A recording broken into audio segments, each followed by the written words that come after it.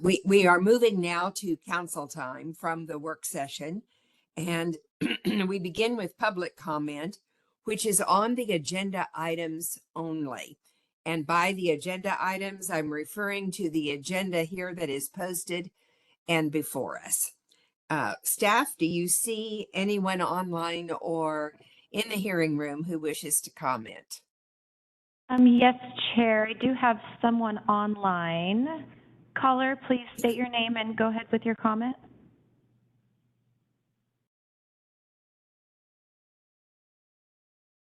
It's Kimberly Goheen Elba, and live citizen of Clark County, Washington, USA.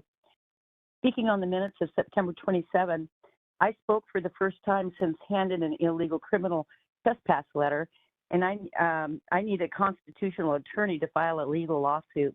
I also was going to tell citizens the story of a man and his dog killed at the Ghost Bridge west of Woodland. His name is Gary Lee White, and his dog's name was Max. Were killed by an Amtrak, which is federally owned, on August 29th, which was a few months after this council spoke in depth about the dangers of that bridge. I can't find that particular meeting yet, but I believe monies were granted to make efforts towards safety precautions. None were made, and a man lost his life. A simple solution is to put triggers on both sides of the Ghost Bridge, miles away from the bridge on each side. Madam Chair, is this on the agenda? What agenda item is this?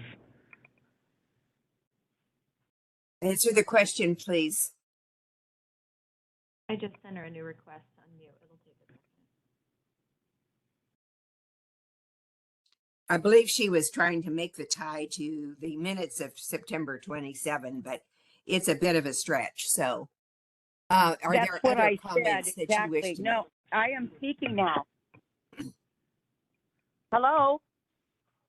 Yeah, I don't see it as an agenda item, and that was a road closure issue, and it's an easement that didn't belong to us on the right. This was on the minutes for the of railroad. September 27, and I want my minutes back. We closed that road just for that very reason, to increase safety. So, and this isn't on an agenda item today. I mean, what she's saying is completely wrong, and it's not on an agenda item. It's just wasting our time. Let's go ahead and let her finish her minute and see what she has to say. And please do make the tie direct to the agenda today. Can you hear me? Yes. I want my minutes back like you do to other people, and if you don't, it's discrimination. A simple solution is to put a trigger on both sides of that Ghost Bridge. And that way, when people are on that bridge, there'll be lights flashing miles away from when the train does pass. So you guys are going to be in trouble for interrupting me all the time. So our local, so let me get back to this, and I do want my minutes back. Still on the agenda, and that's what I'm on. You're using millions of hard-earned tax dollars funneling through your hands, highlighting our local and state federal government, which is illegitimate. So I'm going to go back down here to, since you razzled me up a little bit. Which I Your really time has concluded. On and the, so no, we'll need to my move time on. is not If up. there are others who wish to testify, staff. No, Chair, that is all. Okay, very good. Well, that concludes public comment. We move to old business, and is there a motion for the September 27 minutes? Motion to approve, Madam Chair. Thank you. Second? I'll second the motion. Is there any discussion? Chair? Yes, I have an amendment to suggest on the minutes. Go ahead. It's of minor significance, but I still think it should be corrected. Under old business, when we talked about unlawful camping ordinance, it refers to VMC and it says Vancouver Municipal Court, which should be Vancouver Municipal Code. Thank you. That's a very appropriate change. Any other changes or edits? Is there agreement from those who made the motion for approval to accept the minutes with the edit? Yeah, I'd make the Councilor Mc- motion with the amendment to approve the minutes. Thank you. And the second? I Second. forgot who seconded it. Well, is there a second for, oh, I did. That's why I forgot. I will second that with the edits. I believe that is all the discussion. All those in favor of the motion, please signify by saying aye. Aye. Those opposed, nay. I think the motion is passed unanimously. Safe Parks. Kathleen Otto? Yes, and before I hand this over to Vanessa, I would like to ask council to amend the agenda to add an executive session on potential litigation for 10 minutes. Will there be after action? No. Okay, thank you. Okay. And now we turn to the Safe Park. Yes, so this is a follow-up. It's been quite a few months ago that council was talking about safe parks and requested Vanessa and her team to look at pros and cons, and I will say they had that done within 24 hours of that request. Also bring forward the costing from the City of Vancouver for their safe park and provide a map for county properties. So I know the property link has also been updated online as well. So I will hand this over to Vanessa and Michael Torres, or maybe just Vanessa, to talk about the pros and cons and the City of Vancouver financials. Good morning, councilors. I'm Vanessa Gaston. I'm the Director for Clark County Community Services. You should have an attachment that was sent out for people to take an analysis or to take a look at the kind of pros and cons that Michael Torres and myself created. So a while back, we were asked to start to look at a safe park for cars and RVs during COVID, because a lot of the shelters at that time were reduced because of the pandemic requirements. And so we started the analysis for the safe park. But since then, the ECHO has been talking about safe stay sites. And we've had Councilor Mebaji and other councilors want to take a look at, could the county do a safe stay site? So we updated the list to include the analysis of the pros and cons for both a safe park for vehicles and a safe stay site.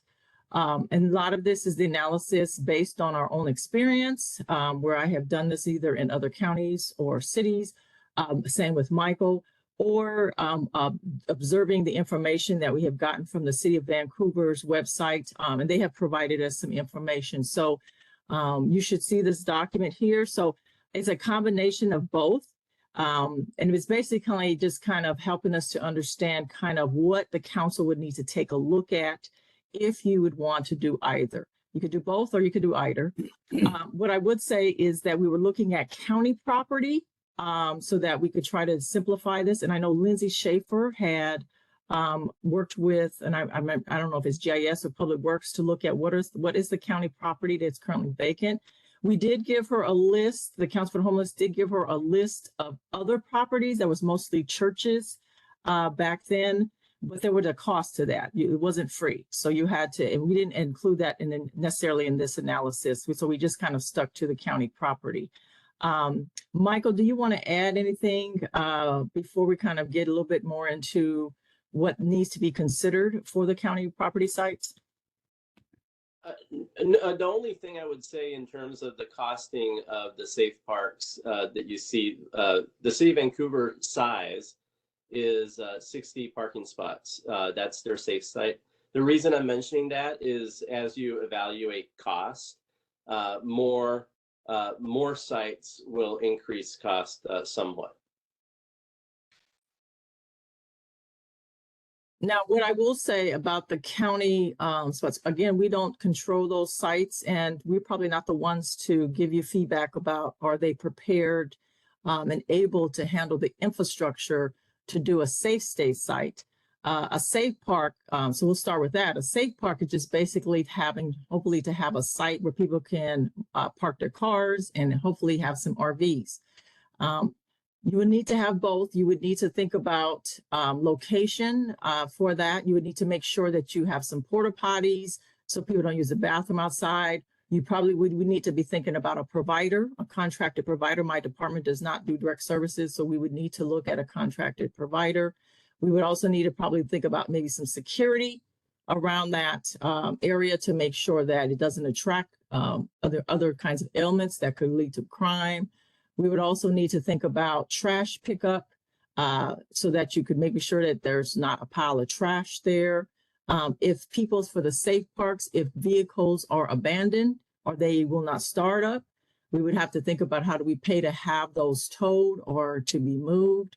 And then the RVs are a whole different situation there because many of them, if you notice that they cannot afford sites where you could actually have an RV. And many of them have rules. If your RV is more than 10 years old, they will not allow your RV there. And if they're not in good working condition or have updated tabs, they will not like them there. So we would have to look at what would be the dynamics of having an RV there, because that would take up definitely more space. And people actually live inside the RVs, that they not just park in their car, they actually have food and they have garbage and they have clothing. They have a lot of things inside the RVs. If you've noticed, any of them are parked outside anywhere on our streets. Michael, do you want to add anything around the safe parks, around RVs or the vehicles that would need to be considered? I think the disposal of vehicles is an important factor, and for RVs, there's also the asbestos consideration. Some of the older RVs have been known to have some asbestos. Now, the estimates that we're looking for the safe park, which is the vehicles, we're looking at an estimated per year cost of anywhere from $350,000 to $450,000. And so if you get one going, we need to think about that is it can't necessarily a one-time expense. It's probably going to need to be multi-year expenses because of the lack of affordable housing. Our goal would be to hopefully get them into shelter beds, but those shelter beds fill up fast. And so that is kind of estimated what we had learned from the city of Vancouver, from their safe park sites. And so that is for the safe park. For the safe stay sites, we're getting our information from the city of Vancouver.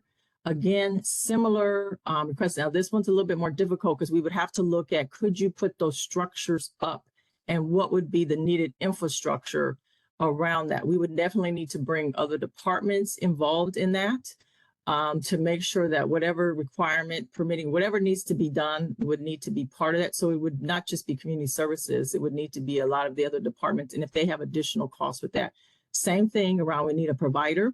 This one, I do think we need security because you're actually having people who are in a structure who are going to stay there, and they probably will be there for a while until some housing opens up or more short shelter beds. So you're looking at a provider as well as some security.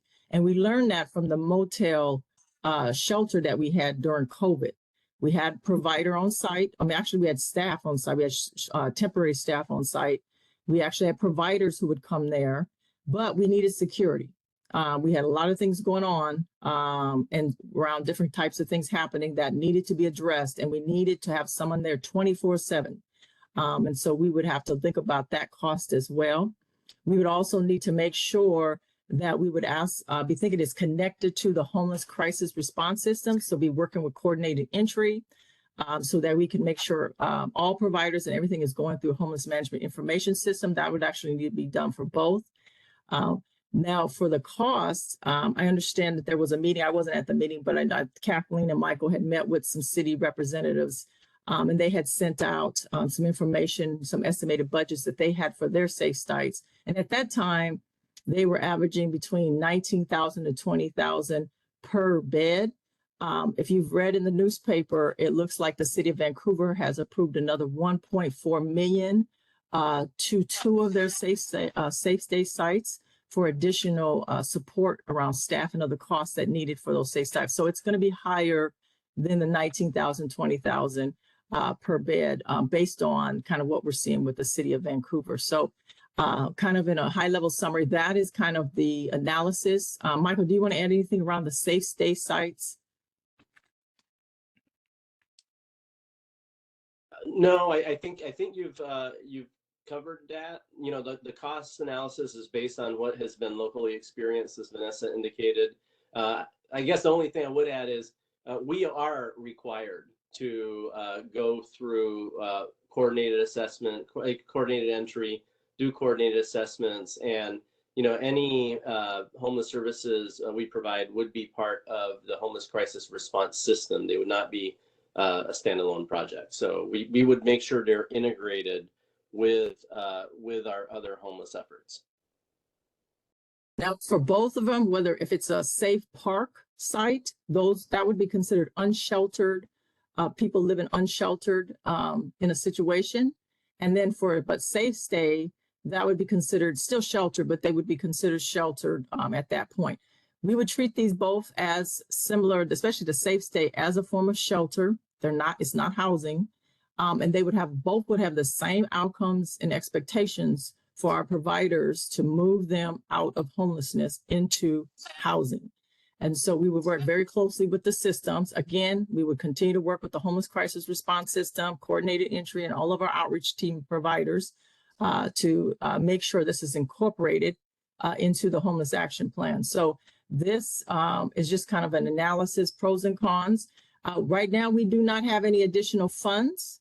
We do not have an operator. So we would need to do an RFP to find an operator. We probably need to work with the county around security. Do we need to do an RFP for security, or is there can we use the security that the county uses for to provide security for the various county buildings? That's more analysis that would need to be done. We need a site, and we would also need to have additional funds. So all three in order for us to be able to do either one of these. So that's just kind of a high level overview. I mean, Kathleen, I don't know if there's anything else you want to add, because I know that you were working with the rest of the county on the sites, and I don't have any information about the sites. I did get an email that they're working through it right now to try to determine which ones could actually be presented for consideration. So for options for council for sites, I know Lindsay had sent out a few, and that was based on criteria that the city had suggested with regards to items such as access to services and location. We did, I think Jesse is on, our GIS manager. So we did pull a map that has all county properties. It was updated, I believe, was it yesterday, to include, for some reason, it didn't include county-owned properties in Vancouver. So it was updated yesterday to include that as well. We have a lot of county-owned properties, but they're, so that's been sent to council, and it's also posted online. May I have ask any questions?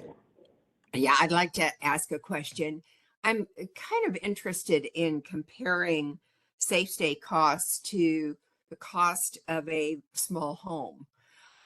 So I want to be sure that I'm understanding this. It says it averages $20,000 or higher per bed. So if there are 4 people at that safe stay site, we would be talking $80,000 a year. Is that right? No, if we would be talking what is the bed capacity of that shelter? So that cost analysis would be to give you an idea. The City of Vancouver safe stays, they have 20 different pallets with 2 bed each. So at a 40 bed shelter size, that's what the bed per shelter per year cost is, as presented in the City of Vancouver's cost analysis, which is like right around $20,000, a little bit below that if memory serves. That's what it's going to cost you, whether there's someone occupying that bed or not. It's because the infrastructure that is required to have that facility, you're really creating a facility and having facility operating costs. They're going to be there whether people are occupying it or not. So you really want to make sure, if you're going to make that investment, that you are, whatever number of beds it is, you are being as efficient as possible and occupying as many of the beds as possible, whatever size it is that you decide to do it. So our experience, and I think in general, like if you ask me, Michael, off the back of this napkin, if you had to do like a shelter, I would tell you that we should calculate whatever type of shelter it is, whether it's a pallet safe stay like thing or it's in a building, estimate between $20,000 and $30,000 per bed per year. That's kind of like the range that we are seeing nationwide and in this state with shelters. Interesting. Thank you. And you made reference earlier to 60 sites. What was that? That was not Safe Stay. No, so the Safe Park, which is the site where vehicles go and can safely remain overnight. Those are 60 parking spots. So like the city of Vancouver's budget on that is $350,000 per year. It is a pretty well prepared site. It's, good location, has pretty good services. So what I would say is that's what it's costing them for 60 parking spots, so relatively that size of an activity in at a location that has lent itself, it's well prepared. So I would evaluate that. If that's what the council is considering, that will be the baseline. That will be your floor cost, because what I do remember hearing from Lindsay, as Vanessa said, we have not had much visibility in terms of what sites are being considered. But one of the things Lindsay did say at the Echo was that all the sites that had been identified were primitive and would need a lot of preparation to bring it up to a safe stay, to be able to do a safe park location. I said safe stay by accident. So, I would look at that $350,000 per year as a floor, not a ceiling. Mm-hmm. Thank you. I appreciate so much, by the way, your statement of pros and cons and the information from the city. It's just really illustrative of the kind of data that is needed by council in considering how to go forward. So thanks very, very much.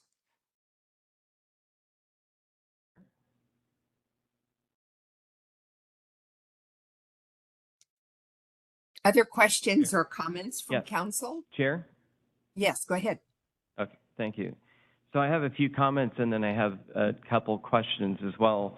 Thank you for this information. It's very helpful. I feel like the pros and cons were pretty accurate. So thank you for that information.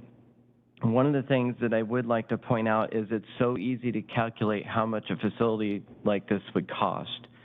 What's very difficult to calculate is the savings that are generated by it. So when we mention, yes, we have to go and we have to pick up garbage at a site, but you're picking it up from a dumpster rather than from campsites that are, in the bushes here and there and everywhere. So, there's a big cost savings there. And then when you consider the stability that are provided to residents of a facility like this, your emergency responses are going to be minimized significantly. There's going to be a lot less calls for emergency services. And as Vancouver has experienced, crime has decreased around their facility. So you have less law enforcement cost. And, vehicle disposal, that whether we have it at a safe park site or it's abandoned on the street, we're going to have the same cost on that, regardless if it's abandoned. And, and when we talk about if we are able to land a good provider to facilitate a safe stay like this, from my understanding, the city does not have any security there. That all that work is handled by the provider.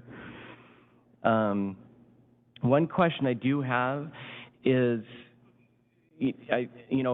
being able to evaluate this is important, and I think looking at numbers in terms of like cost per bed are important. But one thing I don't have in front of me is the ability to compare. I know that the Bertha's place is mentioned here, and their cost per bed seems to be lower, but we don't have a figure that incorporates the capital costs on that. So I would be interested in being able to compare on that. And also there's another advantage of a facility like this, and granted it depends on the facility or where it's located itself, whether it takes a long time to put together or a short time. But in shelters such as Bertha's Place, there's a significant amount of time that it takes to get from from acquisition to operating. And, I'm curious how long that takes versus how long a safe stay. I know that they have had a couple facilities that have opened really quickly. They've had one that's been tied up for a long time because it's been a lot more difficult. So I think it'd be nice to be able to have that kind of information to compare, but part of the problem is that there's so many impacts. What is the dollar value of one individual that successfully receives rehabilitation and they get their life back together and they're no longer homeless? You can't put a dollar figure on that. So when you mention how much it costs, it's impossible at the same time to compare it to the amount of money that we are saving the community. So it's something important to look at. We need to look at costs for sure, but it needs to be balanced and weighted against the benefits to the community. And then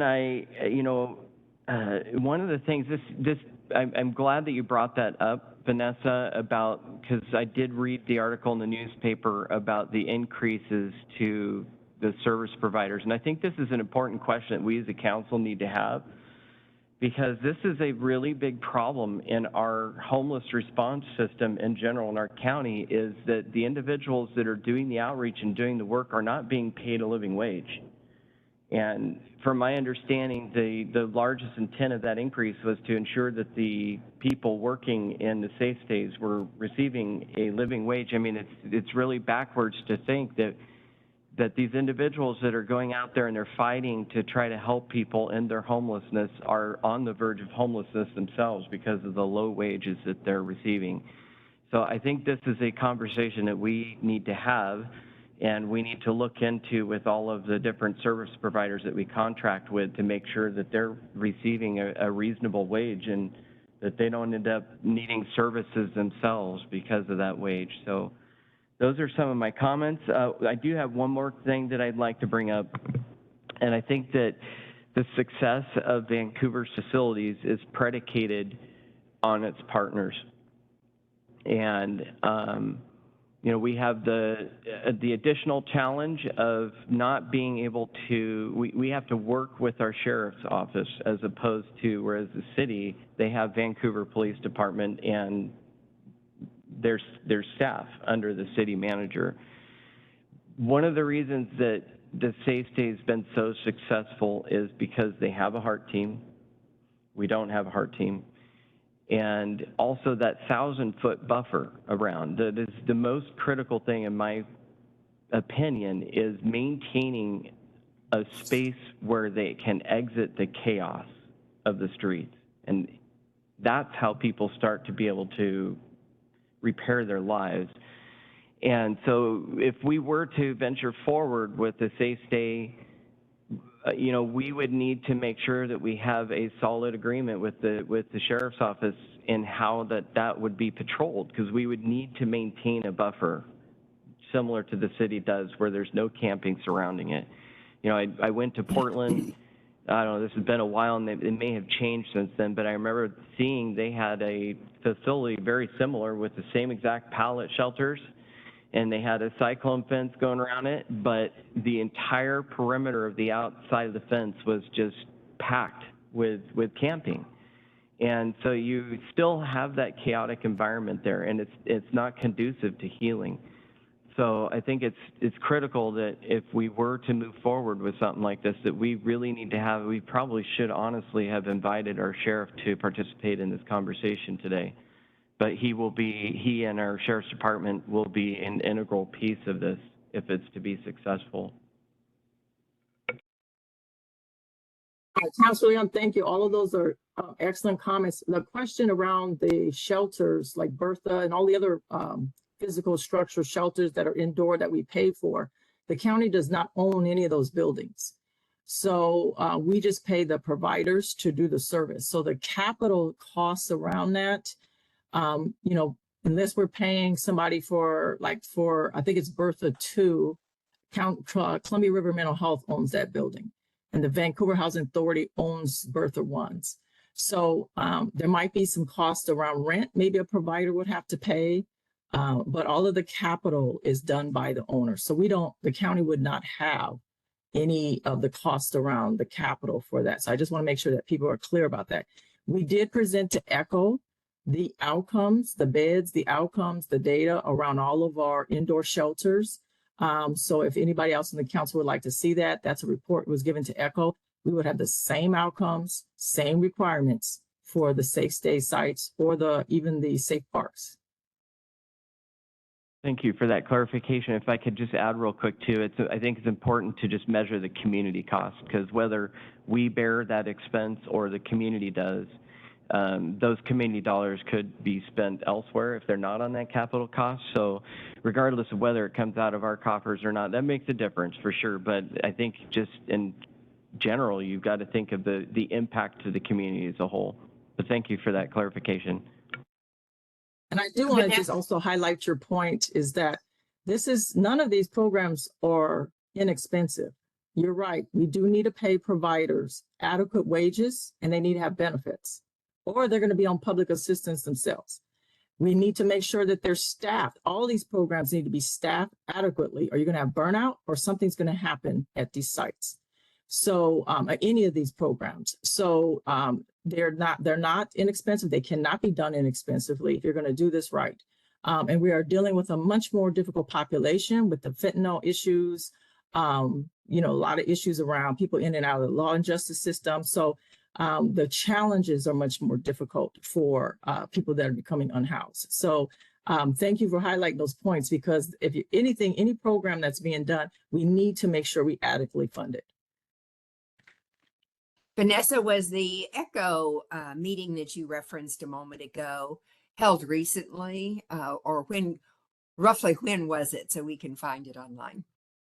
I believe it was 2 meetings in a row. Michael, when did you do the reports on the shelters? Do you remember? It was the previous 3 meetings, Chair Bowerman. Some of the presentations rolled over a couple meetings, and they're all recorded. And the slides are available. They've been sent out to the ECHO members, but Kristen Phillips also has them. Thank you.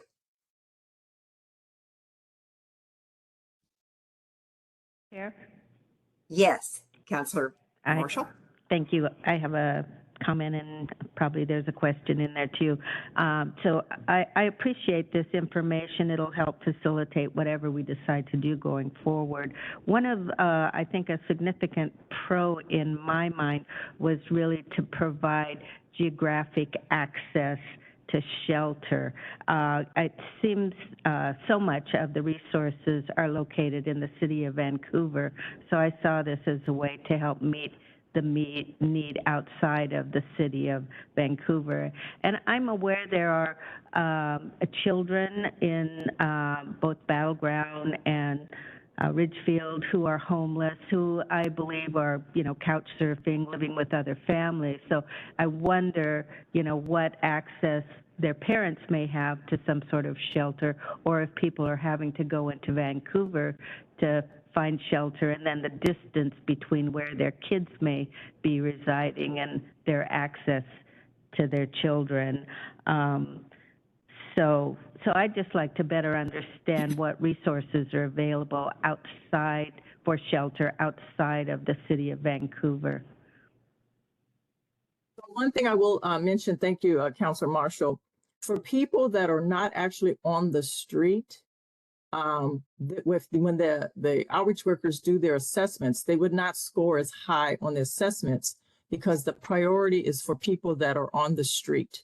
And so those who are couch surfing, yes, they do not have a permanent home or some place to stay. But based on HUD's definitions, they would not technically be homeless because they have some place to stay. So we have a much broader issue of people not having their own permanent housing in this community. But for what the Council for the Homeless does in the crisis response system, they will serve anybody that comes to the door. But when they do that assessment, the first thing they look at and they will serve are those that are on the street in tents or whatever, as the top priority to get into shelters. Now, the other thing that we do have, and this is where a lot of outside the city of Vancouver comes into play, because our outreach teams actually serve the entire county. We pay them to serve the entire county. Our rental assistance covers all throughout the county. Outreach teams are all throughout the county. Yes, bulk of the shelters are sitting in the city of Vancouver or in the unincorporated area. But we have a motel voucher program where people are placed in motel vouchers out in Washougal, Battleground, Vancouver, the unincorporated area, primarily. There might be a here and there, possibly in Camas, but those are the main areas where when the shelters are full, we try to place people in the motels for the motel voucher program. So, Michael, is there anything you want to add to her comments or her questions? Yes, and thank you, Councilor Marshall, and valid, all your comments, absolutely valid. Yes, our shelters are primarily located in the Vancouver urban area. They do serve everyone across the county. So not only does outreach and rental assistance go out to the county, but when outreach refer people, households, and they're assessed to be vulnerable enough and they go into shelter, they don't only come from Vancouver. And when we look at our data, we do see people staying in the shelter from in our shelters from all over the county. Our two primary family shelters are Share Orchards and Share Homestead. There are children in both of those shelters, not only from the city of Vancouver, and they do have school pickups actually going to those shelters, so the kids can still go to school in school districts if necessary. And having said all that, I'm just explaining what is out there. The reality of and the importance of all the points that you make are absolutely valid. But the last thing I will mention is, shelters are very, very expensive. As I mentioned, anytime that we estimate costs, $20,000 or $30,000 per bed per year. During recent echoes, I know that information cities had asked for was, if we were to receive our own resources, House Bill 2060 funds, which is what we could use, what cities could, would be distributed if they had their own. I think by distribution, Battleground would have gotten like $50,000, $60,000 a year from their House Bill 2060 funds. Mark Gassaway provided the estimate to all the cities, like on a grid. That doesn't pay for much shelter bed. So if we're going to be providing homeless services countywide, we do have to be as efficient as possible, which means that our shelter facilities are going to have to be large enough, and we are really going to need whatever type of shelter facility we do, we're going to have to require it to accept everyone from the county. I think the possibility of having a dedicated shelter in each area of the county and have it just serve people that are in that immediate vicinity, I think that would be fabulous. It would also be extremely expensive for both the county and for any locality that wanted to pursue that, which is why we haven't seen it a lot. Great, thank you for all of that information. Actually, what I was thinking of as far as the couch surfing is it's the kids that are couch surfing and their parents are then homeless. And I know there is camping that occurs throughout the county. It's maybe not the concentration that you see in the more urban area, but it's less visible, but still exists. But I absolutely get the need to use those dollars as efficiently as possible, and I appreciate you breaking down the numbers for the cities to better understand how collectively we're best managing that. The other question I have is if there are any untapped sources of funding. I know the city of Vancouver has put things on the ballot for the citizens to vote on. So I'm just wondering if there are any untapped sources of funds that we haven't looked at yet. So I think right now, as far as funding that we get from HUD or Commerce, they are pretty much maximizing what they have and sending them out to the various jurisdictions. We are looking at how can we, and we probably need to do better at this, how can we use some of the mental health sales tax dollars? Now that does have to be strictly focused on, it has to be kind of, it's available for anybody in the county, but also people with behavioral disorders. And so there is something that the Mental Health Advisory Board will be considering tomorrow that definitely could help the unhoused populations. And we also are looking at, is there other dollars? Like we just found out that the Healthcare Authority did award Carillon that grant to come in and help the unhoused people with behavioral disorders with some rental assistance and some case management. Carillon will manage that program, that they'll get that money directly, and we will, and you guys, we discussed it before about providing them the match, and we're going to ask them to target people that are on the streets that are unhoused with behavioral disorders. So there are other agencies with some dollars that we can try to maximize. The part of the problem is it is fragmented because you have all of these different state agencies putting out there and they don't coordinate well. So it's kind of behoove us to down here to figure out how do we coordinate. And we really do try to encourage all of those different sources to kind of work with coordinated entry, Counts for the Homeless, so we can kind of at least keep track of who are the people. So short of the county council passing any additional funds, that is kind of what we are aware of. So. Great, thank you. And I would just, here's an editorial. I think whatever we can do to promote housing affordability will probably help out significantly too. Absolutely. Thank you for saying that. Madam Chair. Councilor Medvici. Thank you. So, we're not a whole council here today, and Michelle is unfortunately absent, and she sits on Echo with me and has since she's been seated on the council. So I don't know if the manager is looking for direction today, but I'm fearful that we're not going to be able to provide it without the full council being present.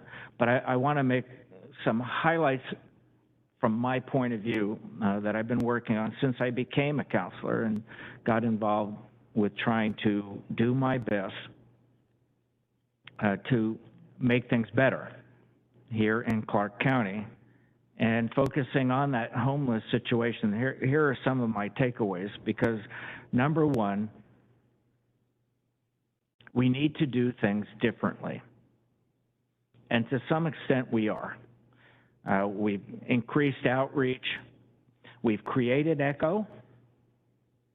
ECHO was to collaboratively work with all the stakeholders,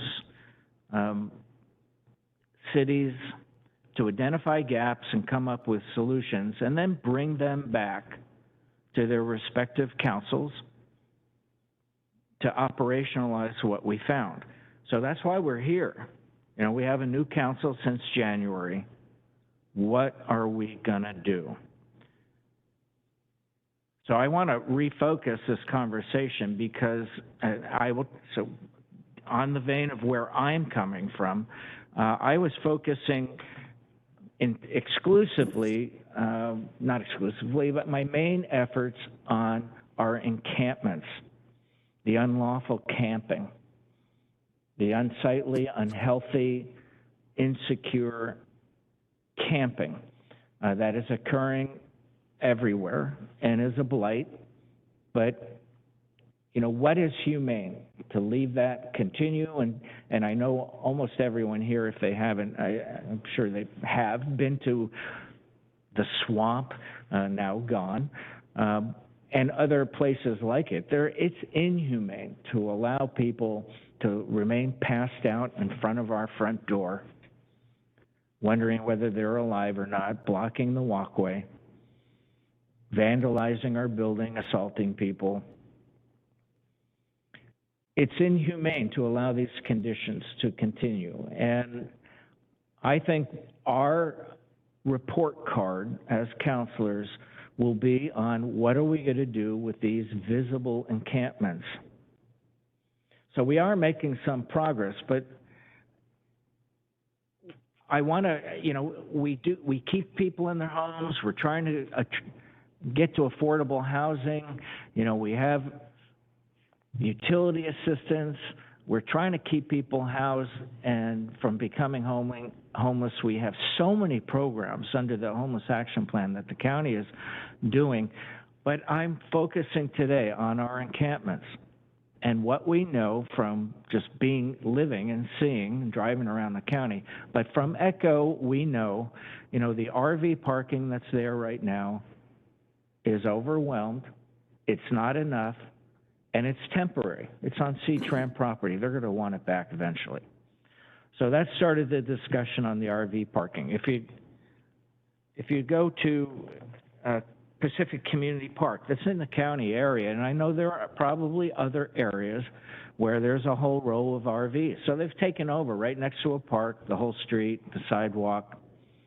It's unsafe looking to walk there, to take your children. It's a blight. That's in the county area, and I know there are other areas like that. I'm just highlighting that one just because I was there a few nights ago. So we know we need RV sites. All the private sites are either unaffordable or completely filled, and they have a wait list. They have age restrictions on the RVs. RV parking is a problem today. The safe stays, we know, are not enough. My goal from the very beginning was, and focusing on being able to enforce our laws and comply with Boise and its progeny, my goal from the very beginning has been transparent. I want to enforce the law, but we need a bed, a place to sleep for every single homeless person. Not a wait list that takes a week or days or months.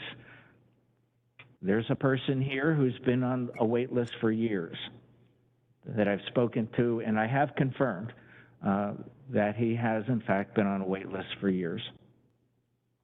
So the goal for me, policy-wise, is a bed space available for every single homeless person without a wait list.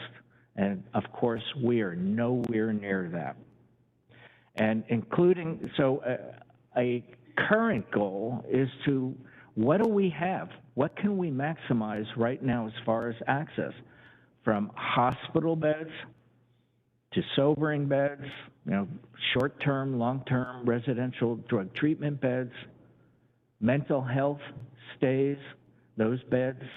You know, basically the triage process that we have in small measure here in the county, we need to be able to access every single bed we have, because that is a bed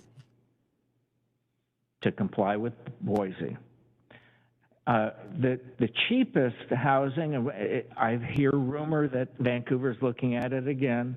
You know, years ago, we started looking at San Diego's model. Entourage went down with Michael Lynch and looked at the big tent space. I mean, that's the cheapest that you can create. It's congregate, And a lot of homeless people don't like it, and they don't want to move there.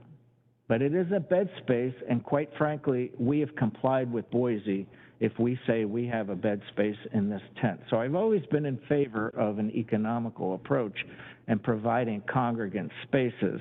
And I hear rumor that perhaps the city is looking at that as a solution again.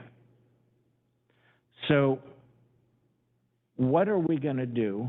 Because we need to do something more than what we're doing, and we need to do it differently. And here's the one question I have for Michael and Vanessa, or one area of questioning, and Councilor Young kind of brought it up. You know, we don't have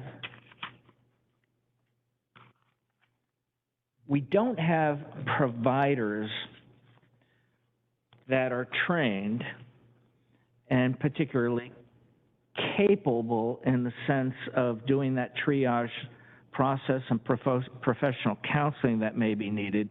We have a lot of those with lived experience, and they have a significant role and it's important, but they're not trained, skilled people in solving person to person, name tag to name tag, what it is that's caused that person to be homeless.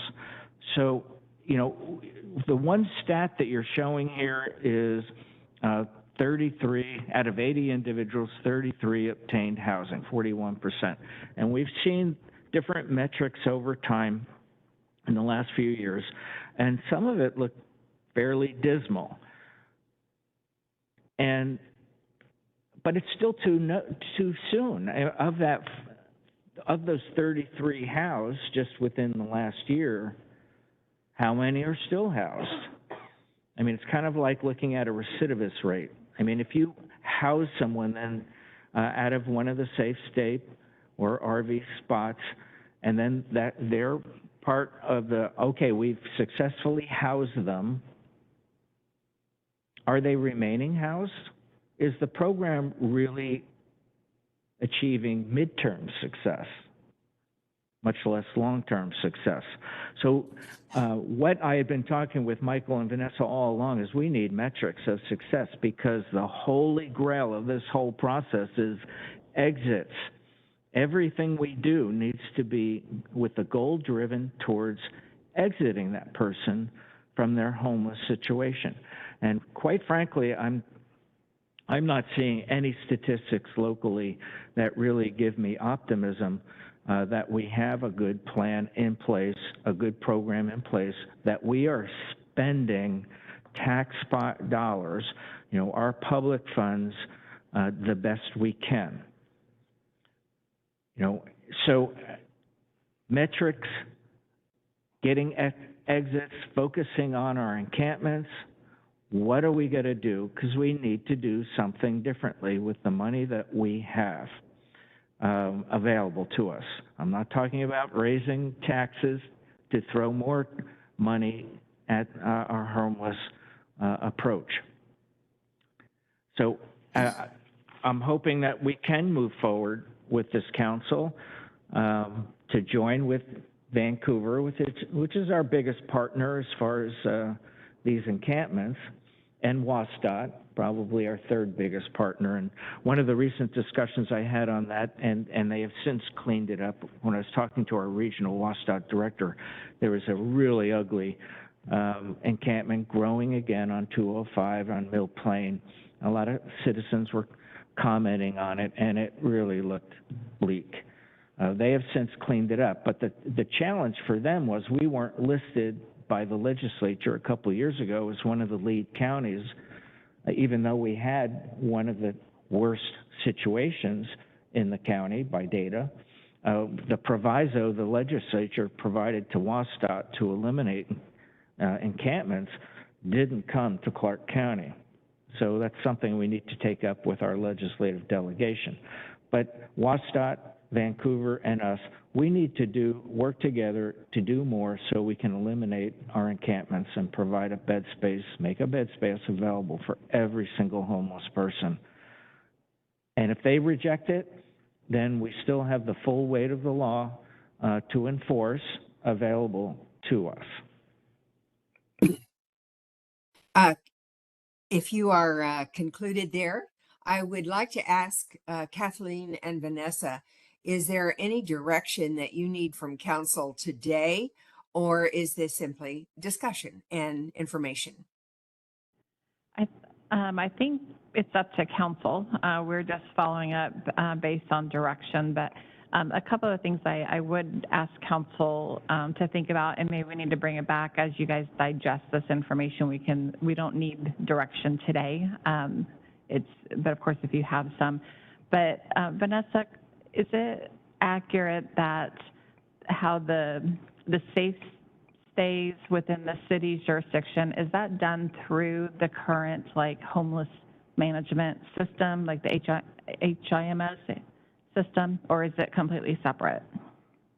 So what the cities do with whether it's their safe parks or their safe stays is totally outside of the homeless action plan. So they have been, I believe, Michael, correct me if I'm wrong, they have been trying to enter into the homeless management information system, but their outcomes, their data, who our providers can't place there.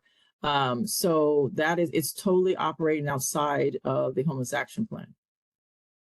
Yeah, I think that's they are entering information into HMIS, so we do see in HMIS like their outcomes and their data. They are not going through coordinated entry. They're not basing it on assessments, or they're basing it on, as my understanding is, they're basing it on referrals of the HEART team primarily. But I'm reluctant to really talk about mechanics of how they're running the safe stays, because I really don't have a lot of visibility on it. So, Chair, just a comment on that. From my understanding, they do input and use data from HMIS. The only thing that they don't that's separate is they don't go through the typical coordinated entry system. And maybe during ECHO we can bring that up, but it also brings up a question, and just based on other ECHO discussions, I believe everybody is there with the right intent and wanting to address the concerns or those who are unhoused in our community. The city has done a lot independently from ECHO or coordinated efforts with the county, including Vanessa and Michael.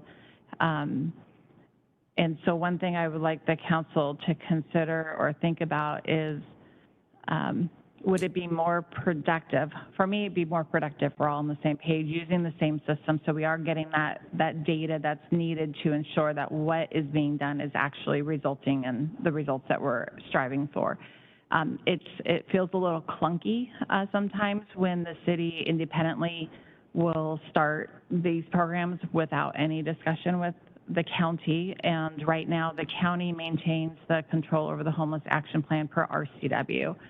The RCW, though, also provides an opportunity for the cities to do their own homeless action plan.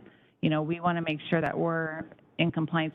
And again, this is coming from I'm bringing this up as coming from a place of making sure we're doing the best we can with our resources and addressing the concerns in the most effective way. So is that, and council doesn't have to provide direction on this, but I would ask council to consider and think about what is the most effective way. And, operating independently in many aspects right now, would it make sense to ask the city to consider doing their own plan? If I could, Madam Chair, I just want to publicly say, number one, the other goal of ECHO was to get all the stakeholders together to work together, to hear each other, collaborate, and to smooth out some of the friction that's occurred over the years, because we do have the homeless action plan, and sometimes the city hasn't been happy with that. And certainly they can at any time create their own homeless action plan. But the better goal is to work together. And if the rumors I'm hearing is that the city is considering a big tent, I'd sure like to know about it. It's never been brought up at ECHO or discussed, and because we do need to smooth this process out. to leverage one another's capabilities and work together. I am hopeful that we do take some positive steps forward. So we don't have Michelle here today. I'm hoping that everyone can think hard about this and think of what is the county going to do. Are we going to step up with an RV location? Because we need one. We need two, in addition to the ones that are already created. Are we going to help or work with the city and other locations in the county on a safe stay location? Because it is working on some level. We do need to improve our programming and our exits. Otherwise, we'll never see an end to this. But I'm hoping that we can coalesce with 3 votes to take some positive steps forward. And Jamie, if you're listening, I'm hoping we can. Oh, she signed off. Okay, I'm done. Chair? It would be my suggestion that with regard to this agenda item, we assimilate what we've heard today, because it has been a lot, that we listen further to some of the echo on mute. We listen to the echo dialogue that some of us may have missed in the recent past, and that we have a full complement of our counselors here when we take some action to make suggestions or recommendations about the next steps.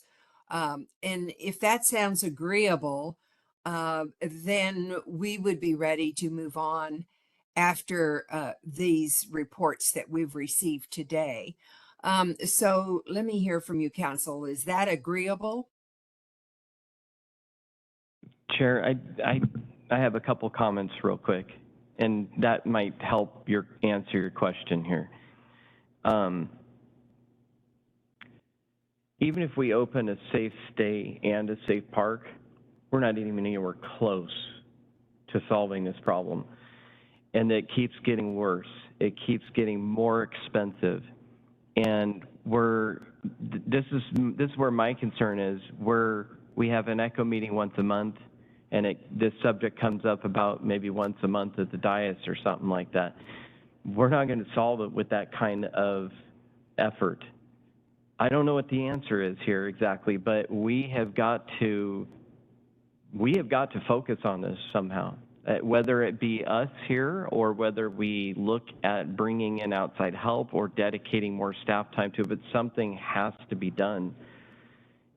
You know, one of my big concerns is, you know, we hear about Portland, and, you know, Portland is working on something, I think, similar to what Councilor Medvedi was referring to, but they're working on opening big shelters and satisfying Boise. And once that happens and they begin to enforce a camping ban in Portland, guess what's going to happen? Portland's remaining problem at that point, the individuals that refuse to go into a shelter will become our problem and that of other jurisdictions surrounding Portland. So this is something that we've got to face and we've got to deal with. And I don't know what those answers are, but we're not going to get there with talking about it once a month. Another big thing that I would like to bring up is we need to start talking about philosophy. You know, how we coordinate entry at this point, essentially.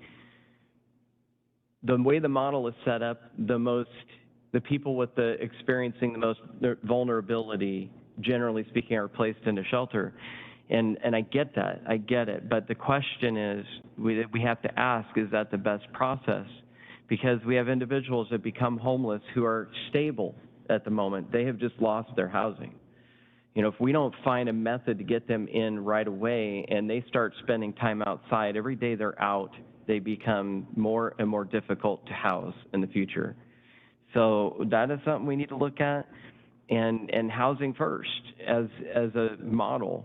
Not saying we separate from housing first, but we really take a look at what does that mean? You know, what is accomplished by housing? And to me, the biggest thing is that safety and stability. And there is no way that we can build enough housing Even if with all the vouchers in the world, there's not the housing available. We can't do it. So if we only focus on housing, then basically we're essentially deciding that these people are just going to remain outside until that housing becomes available, and they're going to continue to be traumatized and damaged, and there are going to be more barriers to their reentry in the future. So I don't know what we do here, but if we left this meeting and we decided to do both a safe stay and a safe park, and we close off and we go about our business, we are barely putting a dent into this. So if we want to solve this problem, we've got to do way more. And I don't know what that means at this point, but I'm looking for ideas. Thank you, Chair. Counselor. Those comments are very good, but they really didn't address the question asked at all. The question is whether we should talk about the agenda item on Safe Park at a future meeting when we have had the time to assimilate this information, come up with some direction that we would like to give to staff. And that would include listening to prior ECHO meetings that if you have missed them, that you would have an opportunity to hear. I'd like to know that so we know how to proceed today. Chair, I have a couple of specifics I'd like to suggest. Okay, Councilor Marshall. And first, I would just want to acknowledge there is a lot of really good work that is occurring on the part of many organizations, Clark County and the City of Vancouver. So I want to acknowledge that there's a lot of good work happening. I would appreciate actually having a joint meeting with the City of Vancouver to talk about what their desires are. I think the ECHO meetings have been good. I will tune into those, but I think it'd be good to have a direct conversation with them related to a plan if they want to separate the pros and cons of that versus trying to do this in a more united and in collaborative way. So that's one suggestion. And then the other suggestion, because I think finding locations for either a safe stay or a safe park, there's a lot of, there's work that needs to be done in that realm, and perhaps our policy analysts could help with that so that we're still making some progress toward that end in finding what might be the location that would have the fewest barriers to get either a safe stay or a safe park, because it's like can be overwhelmed into inaction by the magnitude of the problem. But I think even taking small steps toward a solution, that would be my direction today. Okay, thank you. I always appreciate small steps toward the end result, because that will get us there. And if we don't do that, we may not see any steps at all. So thank you for that. Vanessa, did you want to speak? Yes, I just want to add, after people look at ECHO, if you guys would love for us to come back and talk about the requirements of what needs to be in a homeless action plan and what we need to follow, we could do that. We could definitely do that. We did that for ECHO. The majority of the funding that we use in Clark County for the homeless action plan was passed by the legislature, and it needs to follow the RCW around homelessness for the guidelines set by HUD. We don't have a whole lot of local funds like maybe Portland or Multnomah County, or definitely the funding source the City of Vancouver has to add into the system. So I want to make sure that people understand that we have some rules and some outcomes we have to meet for what's set by HUD and what the state requires from us. And so, even the document recording fees that they pass, they still expect us to follow that. So if after watching ECHO meetings, you'd like for us to come back and give a better understanding of what those are so people could be well informed in what they need to do for any kind of decisions you need to make, we'd be willing to do that. Thank you for that. And always appreciating your perspective. How would you feel about a joint meeting with the city, knowing that there has been some discussion of that in the past? I actually think that would be a good idea. You know, the city has some resources we don't have. They are very passionate about this. They're serious about wanting to address it. The data shows the majority of the people that are unhoused are in the city of Vancouver limits, followed by the unincorporated. But every jurisdiction in Clark County has some people that are unhoused, but the bulk of them are sitting in the city of Vancouver. Yes, bulk of the shelters, bulk of the services are in the city of Vancouver because that's kind of where providers choose to want to put their locations. But if they have a desire to want to create their own plan and they have a willingness to kind of want to try some different ideas, to me, all of it is good. And as long as we're heading in the right direction, I don't see as any of it negative. But I think it probably would be a good conversation to talk about, do they want to do their own homeless action plan? And if so, they are entitled to that. We had the similar kind of conversation about the CDBG and home. They wanted to kind of break off and do their own thing. They're entitled to do that. And so we do partner with them on joint funding of certain projects, but they are large enough jurisdiction to kind of be in a position right now to make those decisions. So I think that would be a good idea. Thank you. I appreciate your perspective. On that proposal from Councilor Marshall, are there any other council comments? Sure. Yes, go ahead. I think that's a great idea, but I would love to see something more like a retreat, a bit less formal and a longer than normal meeting, because there are a lot of issues that we really need to dial through. And I think that it's critical that we stay focused together. I think it would be, I would honor the city's decision, obviously, I would have to, but I would respect it and I would support it and try to do what's best for our community. But I think it will be a tragedy for us not to focus on this issue together. So I would support a longer. Sorry. I didn't mean to interrupt. Please go ahead. I was just finishing. I would support a more in-depth discussion, not just a short formal meeting.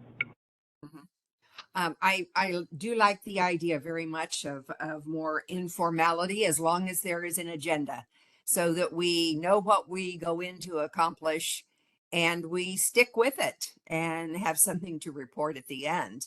That I think Absolutely would be agree. important. Other comments from council? Do we have 3 thumbs up on proceeding in that manner? I guess Sue Marshall would be one of them. Yes, yes. And from what I think we have the 3. So staff, would you make arrangements for a joint meeting with the support of ECHO? Yes, we can bring this up at ECHO, and it'll actually go into our next agenda item as well, which is the council meeting schedule. And is this something that you're wanting before the end of the year? Yes, very good. But that's on our next agenda. But yes, I will certainly reach out to the city manager and ask if their council is wanting to have a joint retreat with our council, and I can work with Vanessa and Michael to draft an agenda for you guys to review beforehand. Okay, and I would ask that you get the involvement of Councilor Medvigi, since he chairs ECHO, on that agenda, because we've all heard the discussion today, and I think we see the issues to be discussed. So thank you very much. Is there anything else on this item that you feel the need of accomplishing today, or maybe move on? Just real quickly, I would like to make sure that the city is also involved in the agenda. Did you mention that? I didn't catch that. Okay. We can do the first draft and send it over for their input. Okay, great. Thank you. Anything else? Okay, thank you. Well, let's move on from the Safe Park agenda item, and thank you very much for your presentation today and directing the issues. I'd like to give just a moment of context for the next agenda item on the council meeting schedule. There has been a lot of discussion at our meetings when they are running, say, till 12:30 or 1 o'clock. How about lunch? and particularly if we see quite a bit of agenda remaining at those times. So this is an effort to begin to address that and make it so that our meetings are comfortable for others. That's an important thing. And anyway, that is the context. So we've got a couple of written presentations from Kristen on that. And Kathleen, if you'd like to go ahead with this, that'd be great. Yes, so I'll start off, and yes, so I think there's two parts, Chair, that you just touched on. One is our schedule through the remainder of the year with all the meetings, which Kristen has come up with a couple of options for council to consider. And then the second is about timing, even moving forward with maybe set lunch times and start times that are different. I will say our code does prescribe some of that, and it's we're not following it now. And so staff would actually move forward with looking at some code language to bring to council that's more flexible so that there's flexibility moving forward. So with that said, I'll let Kristen kind of go over the options that she's developed here for our meetings to the end of the year. If I may just interject, Kathleen. So you mentioned that we're not following that code now. And the question arises, well, why not? Or where are we violating that? I would say that our 6 p.m. meetings are a violation of a code that requires us to start at 10 a.m. So that's just an example. And it's an interesting problem to solve easily. Yes, and I think some of it is the day of the week, and then others, I think, still may call out council time for afternoon because that's what we used to do. So we'll clean that up, but have the ability to be flexible so that council can adjust as needed. Okay, hello, council. You probably know we have a lot of work sessions scheduled already, and we have a handful that need to be scheduled. I've created two options for you, and I think public hearings on Tuesdays, we already have that placeholder for the as-needed meetings, and moving forward, I think we probably will have to use some of those. I know Rebecca will be working on, dates with staff for public hearings, but for work sessions, how it was done in the past was having a break between work session and council time. So option one, which is what's on the screen, is work sessions beginning at 9 a.m. and that we could get through 2, sometimes 3, if we maybe have 2 that are a half hour. And then council takes a break until 1 p.m. and that's when we do council time. I know it allows for the public to know when council time starts. We can squeeze in an extra work session in the morning. We have time for a little break in between. So this is one option. And the second option would be to have work sessions on Mondays and Wednesdays.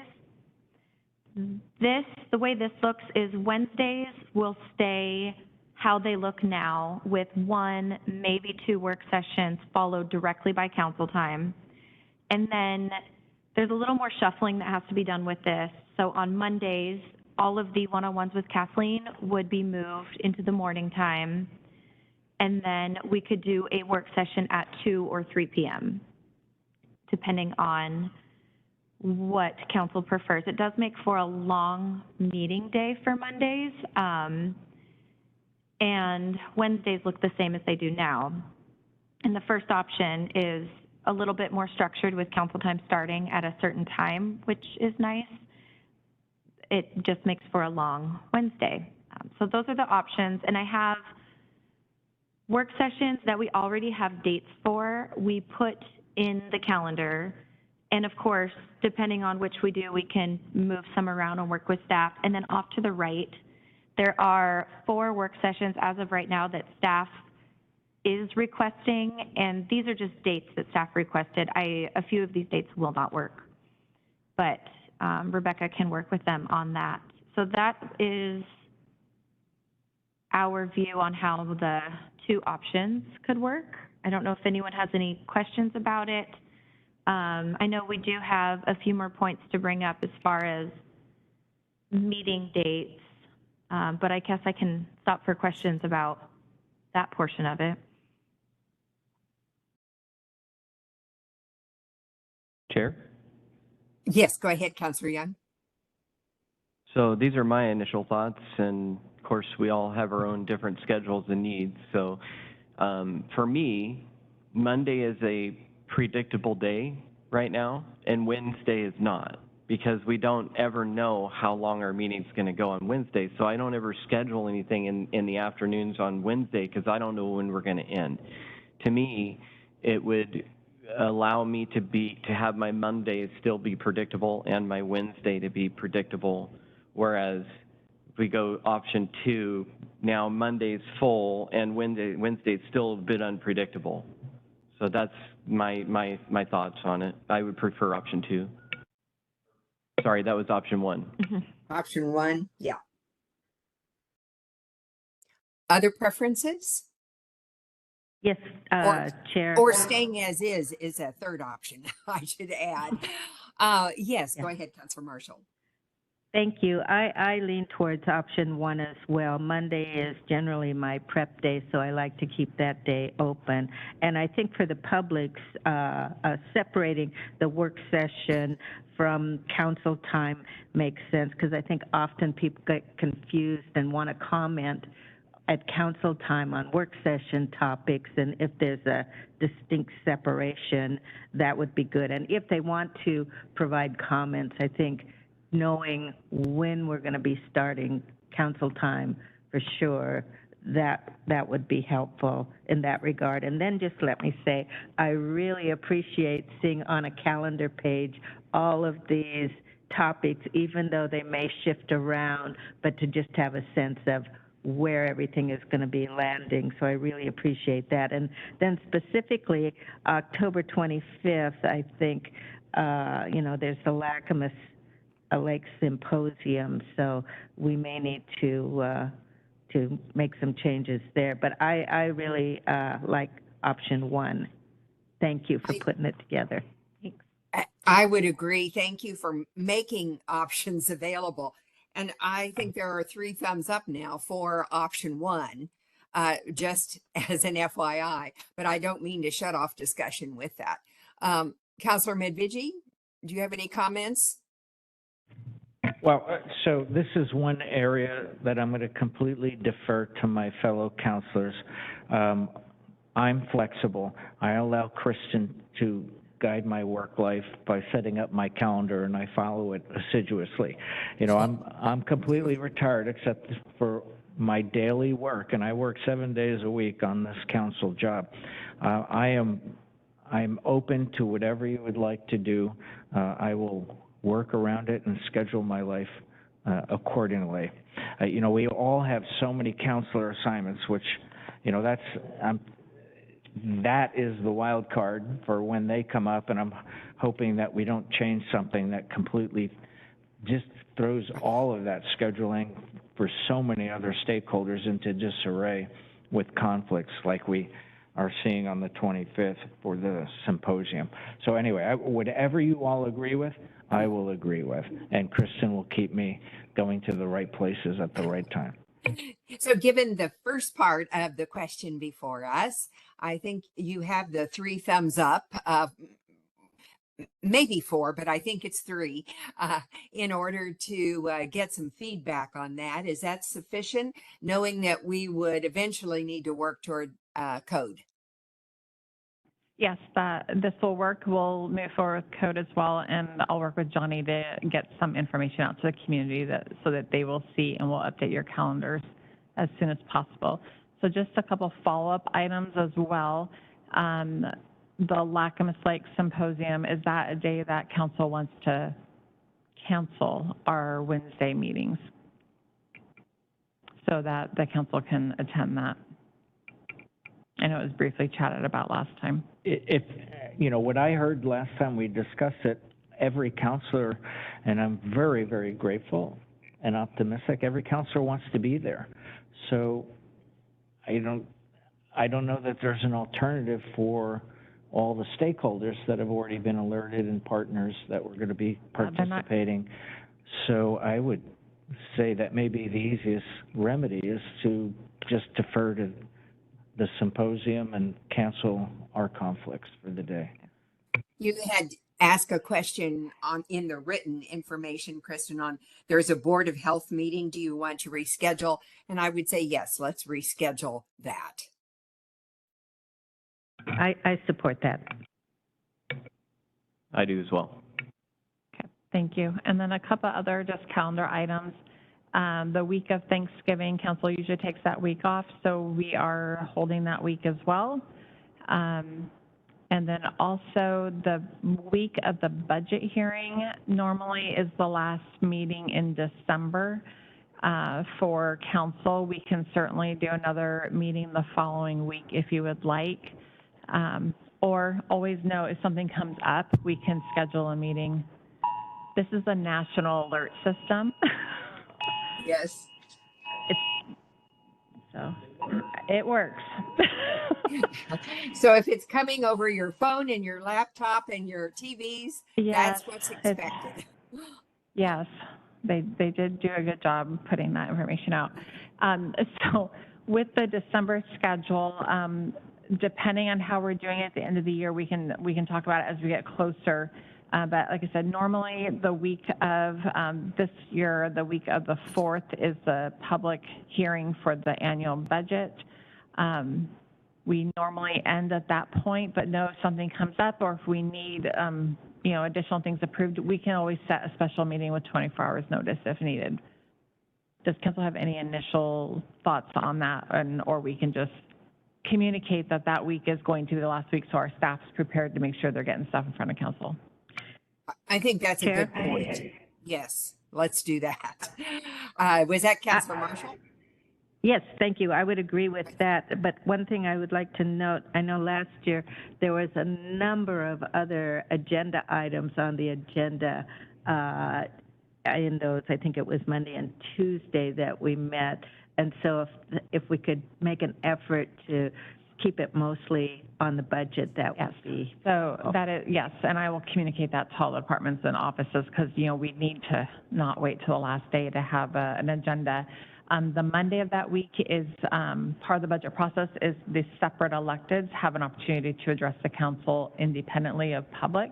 So that's the only portion on Monday. It's usually a half hour, if that, depending on what they want to share. And then Tuesday's the main budget and the other council meeting. And if needed, we also hold Wednesday for the budget if council needs another day to deliberate and decide on the final budget. But yes, I will strongly encourage people not to wait to the last minute and get it done. And if it's looking really bad, we can add another meeting, but hopefully with these other changes, we can get it on sooner. Okay, thank you very much. And I actually have one more question about this really quickly. So with the budget hearings being the last meeting in December, that would put November as our last Board of Health meeting, but this year that falls on Thanksgiving week. So are we okay with rescheduling that November 22nd Board of Health to either the 15th or the 29th and working with Dr. Melnick on that? So we will be rescheduling the October and November Board of Health. Is that Yes, okay? I would agree with that. And I will also share, Dr. Melnick will be joining me in a one-on-one soon to kind of talk about Board of Health agenda items, just to get some individual feedback from council for those meetings. And Kathleen, I guess one other question. I don't believe this will start next Wednesday. It will be the following Wednesday, or just for us for scheduling purposes. Or would we like to do the 11th starting work sessions in the morning, council time at 1? Just so There's we're no prepared. reason. Yeah. There's no reason not to get started, right? Yeah, I think, I would suggest we start next Wednesday. Okay, perfect. Thank you. Thank you.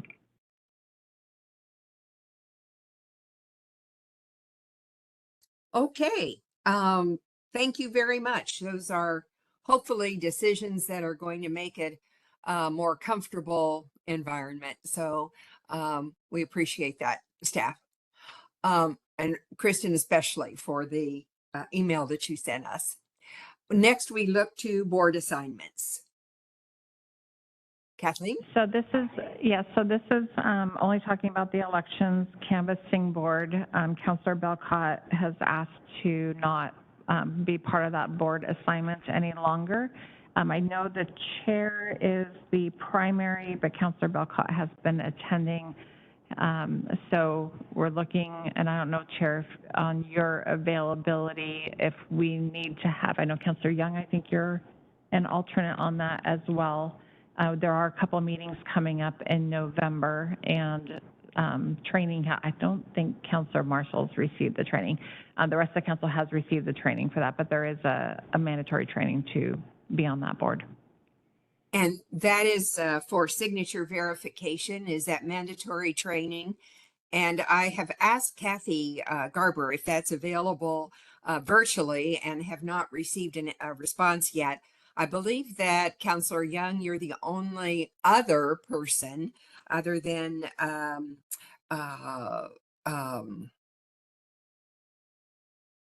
Councilor Belcott, who has received that training. I did years ago, but I'm sure it's out of date by now. So that is the part that would be needed. And you're right, Kathleen, there are only 2 meetings left for 2023. So that is what would be involved. And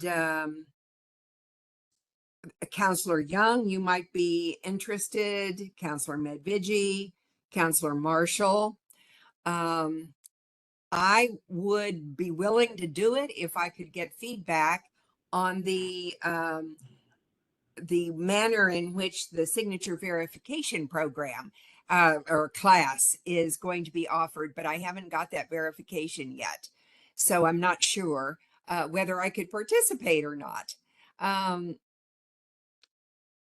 do you other counselors, how does this resonate with you?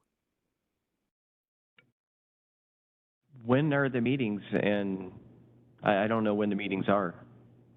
Chair Bowerman, if I may, this is Amanda Michaelbrink with the prosecutor's office. Yes, go ahead, Amanda. And I can answer some of those questions because I'm also the prosecutor's representative on the canvassing board. So I happen to have when the next meetings are. So for general information, usually the canvassing board meets twice about 2 to 3 weeks after an election. And so for the next general election, which will be in November, we currently have the first meeting will be at 2 p.m. on November 20th. And that is usually the longer meeting that we have where we do go through and verify signatures and check signatures. And the time for that usually varies depending on the type of election. And so since this is a general election, we can anticipate it'll be a little bit longer.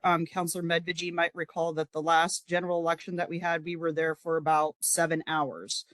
So it can take some time. So I would say for the 20th, whoever does take that should set aside quite a bit of time for that afternoon. And then there is a later meeting, which will be, let's see, when is that one set to go?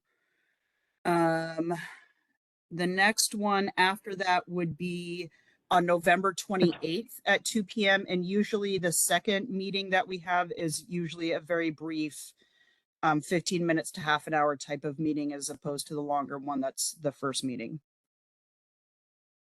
Thank you. That's helpful. That answers your question, Councilor Young, right? Yes, it does. But I do have another question too, because I think I've added 2 board assignments since this list, because I know it said 10 a long time ago, but there's a couple that we just recently created that either 1 or 2, I can't remember, So the jail steering committee, opioid, and public safety sales tax that had the little mini stars to the left of them. Those were just added.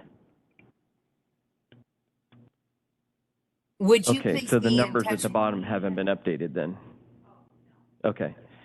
All right, so. Would you please be in touch with Kristen to make sure that list is correct for you? Just outside of this meeting?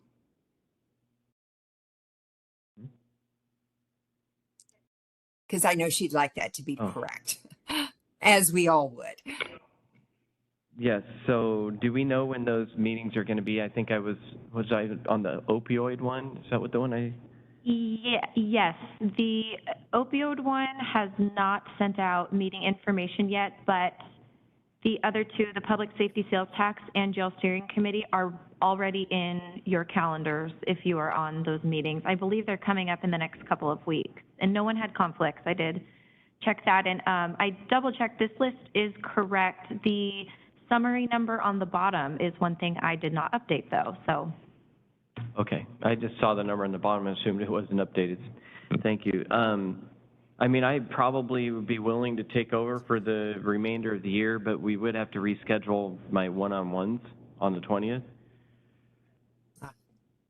And that training was actually kind of fun. Yeah. Well, I was going to answer some more of the chair's questions, but I heard you volunteering, so I'm not going to add anything else because I'm grateful that you're volunteering. And if there are, let's see, we do need to vote on our replacement for Michelle, don't we? Can I As a vote no? council? Your Honor, or sorry, Your Honor, I apologize, Chair. That's fine. I believe it is an appointment from, since the statute requires that you be that person and you select somebody. It doesn't need to be a vote. Usually what will happen is Kathy has forms that will be sent around that you will elect I've to have. already got the form. Yeah. Yeah, so Well- that's the only thing that's done specific, that you need to do specifically for Okay. canvassing board. So, Amanda, correct me if I'm wrong, but we don't need a vote at all. This is, by the ordinance, this is the chair's position. Correct, However, yes. she can designate Yes, her replacement. Right. So if Glenn Young is volunteering, she can simply say, great, you're the guy. And I have the form and I will do that. Thank you, Perfect. Counselor. So there aren't any objections to Counselor Young filling this slot in replacing Michelle, are there? Michelle Belcott. Okay, let's go forward with it, and thank you. And, you know, having done this for 2 or 3 years, I can say I found that signature verification program to be absolutely fascinating. And it's a very good feeling to know the effort that goes into verifying those signatures in our county. I really did enjoy it. And I trust the same will be true for you, Counselor. So thank you. We move now to Counselor reports.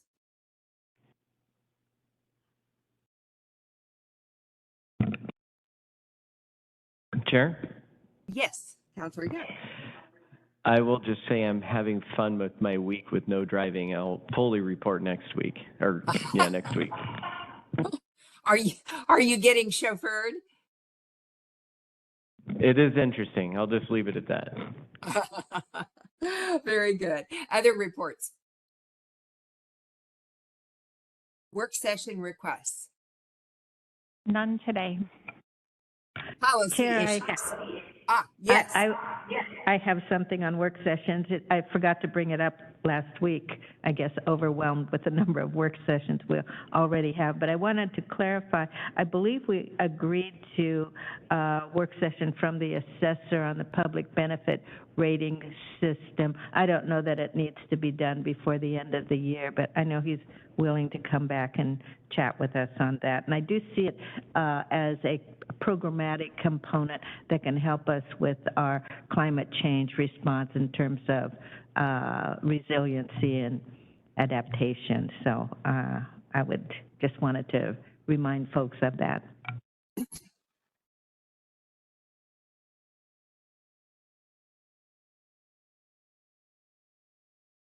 Speaking of climate change, there was an evaluation that I participated in yesterday on how should the discussions on climate change go forward.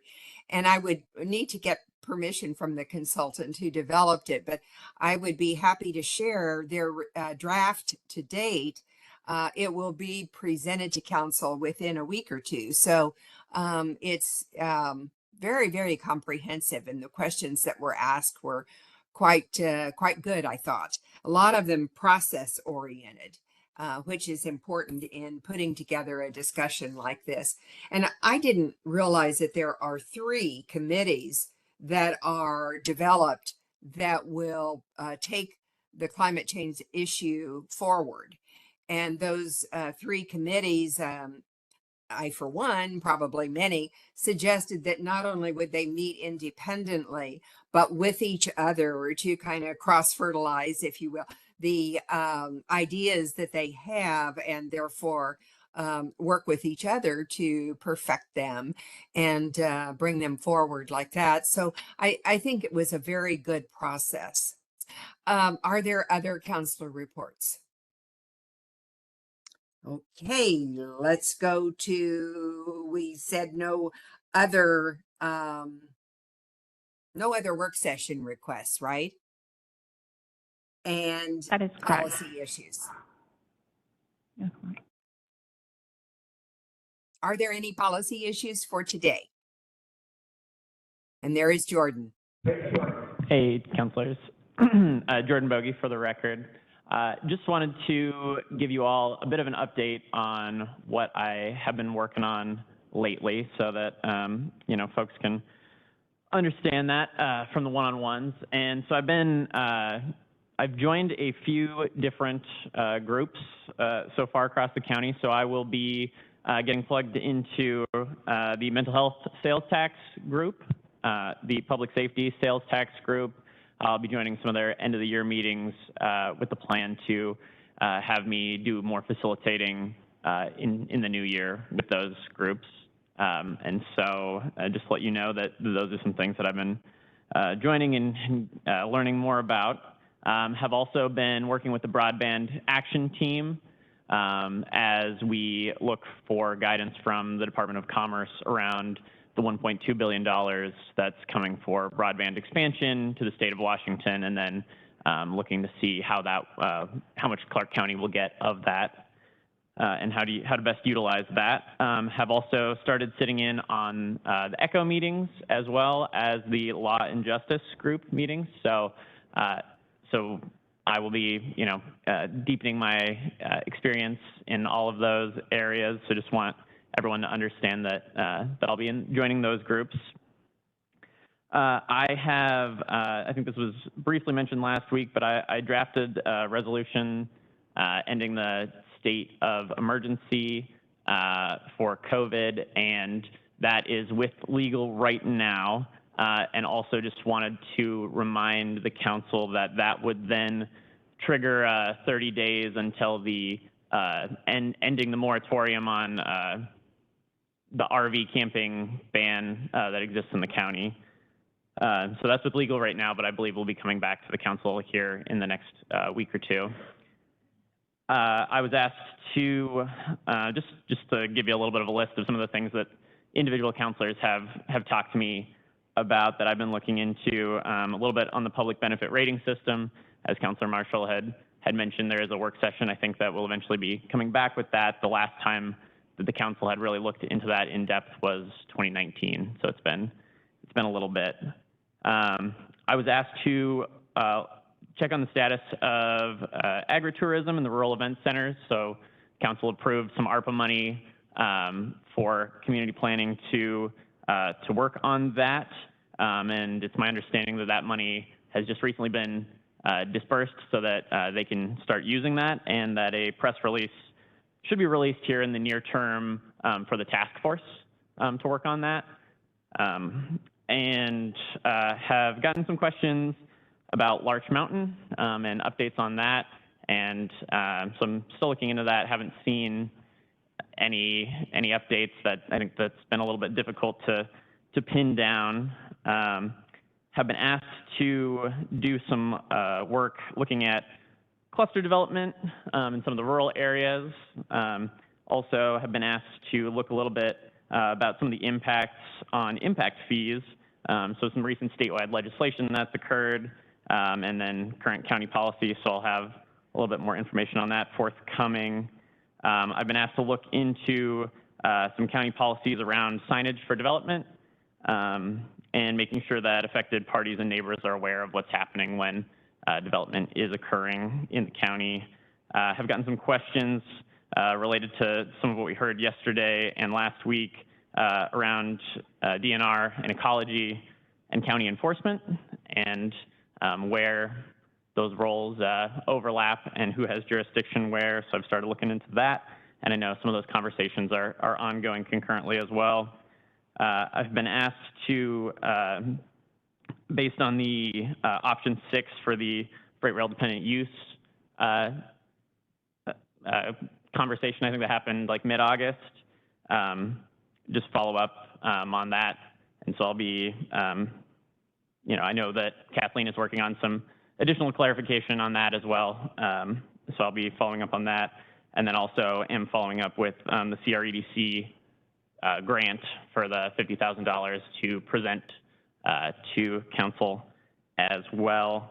And I've been also asked to look a little bit into mobile home development in particular, and follow up a little bit on some of the work that was done related to the housing option study and action plan. So I'll be following up with that as well. So a lot of different requests from counselors to do a little bit of research. So I'm still learning who the best people to talk to at the county are, our internal and external stakeholders. And so I'm getting all that going and trying to make sure that, where there are loose threads that I can help bring some capacity to bear to make sure they're being followed up on. So that is, that's where I'm at policy issue-wise, but just wanted to make sure that the whole council was aware of some of the things that I have going on. I think we need That to is quite add a more to 1 that week list. report, sir. I have just a quick question on the COVID resolution. Have you, or are you going to run that by Dr. Melnick as well? No, this is specifically for the emergency declaration, so it's not under Dr. Melnick's purview. We did it so that we could. I realize that. I was thinking of for feedback for how its wording is and so on relative to COVID.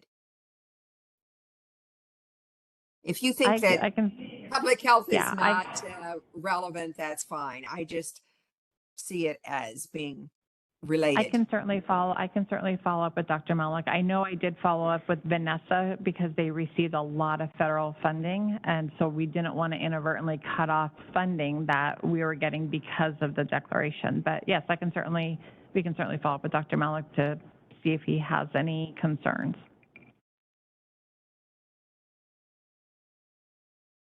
Okay, thank you so much, Jordan. And is there anything else on policy that other staff wish to report? Okay, we move now to 2 executive sessions. They are both 10 minutes each. RCW 42.30.110, paren 1, that's number 1, paren I. They both deal with potential litigation, and I understand that there will not be after action, but as always, at the end of the executive sessions, we will come back into council time for the purpose of adjournment so that it's clear where it stands. So this meeting is in that type of recess, and counselors, I'll see you in the executive session in a moment, and we should be back by about 12:04. Thank you. See you in a minute.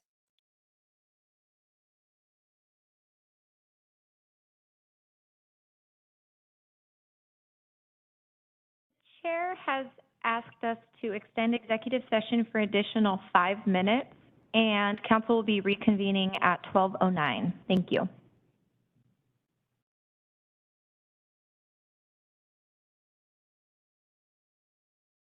The chair has extended executive session for another 10 minutes, and council will now be returning at 12:19.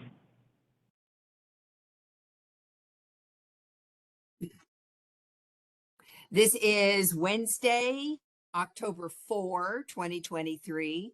Your Clark County Council has just completed 2 executive sessions for potential litigation with no follow-up action from either.